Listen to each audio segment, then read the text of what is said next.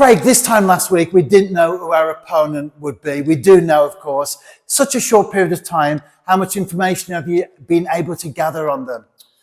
Yeah, quite a bit. We've got all the scouting networks, the Y Scout, etc. You can watch games going all the way back all season. Obviously, they're 22, 23 games into their domestic season, so we've been to get quite a bit of footage. We've obviously had some European games as well, which we've been to get footage of that. Unfortunately, Christian Sargent travelled out to Hungary to watch them play against Tel Aviv last week. So we've seen them live, which is always really important.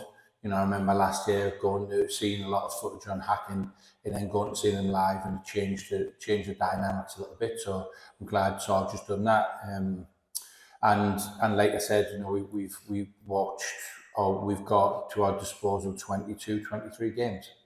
Although Panevėžys in Europe, of course, this time round, they won the league in Lithuania last season. They are struggling at the moment. Do you feel that would have a bearing at all on the game? I think it's probably, you look at it, people talk about it with the cup games, don't they? Domestically, a cup, it's a one-off game. It's arguably not a one-off game because it's a two-legged affair, but it's a different competition. They've done quite well in it, obviously, and then obviously got beat off Tel Aviv, which Tel Aviv are a very, very good team.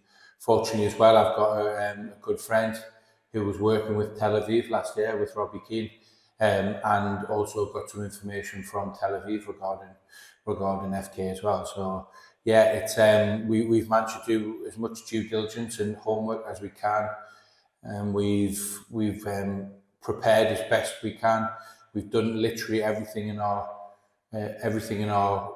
possibility. We went above and beyond. Like I said, Sarge travelled there and back in 2 or 3 days and seen them live. So from that point of view, but regarding their league position, then it's like I said, it's a cup game. It's the old adage of in a cup game the form table goes out the window. And also, there's a huge opportunity for both clubs to get through to UEFA conference group stage. So if that doesn't, inspire you, then nothing will. And like the New Saints, they won their first tie in Europe, but then lost the next two. Conceded a few goals as well. We spoke about Petrokub, didn't score many, didn't concede many either. Do you feel that based on that, it will be a very different game here tomorrow night? Yeah, you possibly think so. In all fairness to Petrokub, they were very, very well organised, very well drilled, defensively very sound, really good from set players, really organised out of possession. And obviously, as we've seen, it was a 30-yard deflected goal that separated the two teams. You'd arguably say we were exactly the same. Obviously, we kept a clean sheet at home. They kept a clean sheet at home. It was just unfortunate that we didn't get that goal that we pushed for. Probably the second 45 minutes, certainly, we dominated the whole game. We just couldn't get that goal that we needed, because I really think if we hadn't got that goal, then we would have went on to win the game. But that's done, that's dusted. We've got to move on, and we've got to give FK the respect that they're due. They're a champion. They've obviously won European ties, which they obviously did the first round, and we will be going out there to try and win the game. And although it was a very disappointing evening at Park Hall last week, nevertheless, with this tie now being so close to that, has that helped in some way to turn the players around and become totally focused on this without the baggage of the disappointment? Yeah, definitely, without doubt. We can't afford to be. We can't mope about. Said to the lads, take the night to reflect. We're all disappointed. And I think I've alluded to it in other interviews that it's probably my worst trait as a human being. I drag things on. I can't clear my mind very quickly, and I always look back at the what if that, what if this, what if the other. But I think we had to, every single one of us had to clear our minds, and took the Tuesday night to reflect on it. And then literally, I think the lads had Wednesday off, and then we were back at it again on Thursday. A, because we had a game in the league, and B, because we needed to prepare for this game as well. So yeah, the lads are in great spirits. They understand it's a great opportunity. We're on the verge of another possible opportunity to make history for TNS and for Welsh football, and it's something that we've all been looking forward to.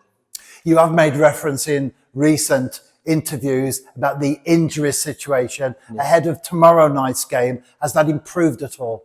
Yeah, we've got a couple out injured, but we've got the majority of the squad fit. One or two that haven't travelled here with us. So yeah. And apart from that, then we're good. That's why we've got a strong squad. That's why we've got 20 plus senior players that could all be playing at any one time. So yeah, that's by the by. We played 6 really intense games. So you're going to get injuries along the way. You're going to get suspensions along the way. So that's part and parcel of football, and especially at this level. When every game is a really tough game, and you've got players covering 12 kilometres plus every single game, then you're going to get players get injured. The competitive nature of it. So yeah, it's part and parcel of it, and we've got a strong enough squad to get on with it. And the big news as far as the squad is concerned is the return to Park Hall of Adam Wilson. That's probably come as a surprise to most people, but not yourself, Craig. Yeah, certainly not. I've tried to bring Adam back from the start of the season. He had a great spell here beforehand. He got a fantastic deserved move into the Football League with a huge club like Bradford. Obviously, Mark Hughes signed him, and then not long after, unfortunately, Mark Hughes lost his job, and Adam's just not quite fitting into the way the new manager wants to play. They played a different formation, a different style, and it doesn't give Adam, as being a really attacking winger. So yeah, it's something that I've been trying to work on from pre-season, and eventually I've worn down to the point of where we've gotten back in the squad, and certainly myself and the staff are delighted. Spoke to Mike about it earlier in the week. Mike was really keen on it, and obviously with a couple of injuries and suspensions as well, it's a great addition. And sandwiched in between last week and this week's European games, we did begin the defence of our JD Cymru Premier title. A convincing win at Flint Town United. Some good performances, including Sean Bradley's hat-trick. Has that perhaps complicated or made your decision as far as the starting 11 is concerned even more difficult than it normally is? Yeah, it's a difficult job. We know that. It hasn't made a difference for or against. That I will always pick the team I think is going to be best on the night. Yes, it was fantastic for Sean. It really was. I think he thoroughly deserved it. He probably thinks he should have been playing a bit more than what he has done, which I've got no problem with that. I like players that want to back themselves and believe in themselves, because I believe in every one of the players. It's just been unfortunate for different circumstances. He hasn't quite played as many minutes as he'd like to. But I think on the night as well, I think obviously he got a hat-trick, which was the highlight of the night, but also as well, from my point of view as well, I think we need to give a massive well done to a lot of the young players that have played in the game. You look at it, and Ben Woolam, you look at Jake Canavan, Nate DeForo, they started the game, played the whole game, done really well.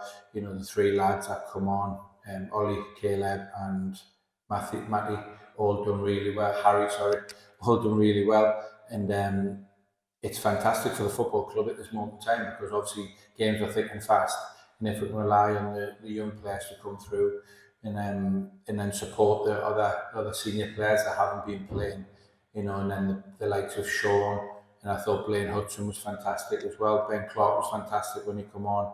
You've got Sis alongside him, so what a great platform to come into, and what a great set of professionals to learn from, to come into a first team environment. So yeah, really, really pleased, and we will need them moving forward without a doubt. And I would just like to say as well, really well done to Simon Smith, Simon Spender, Kieran and Greg as well for bringing these young lads through.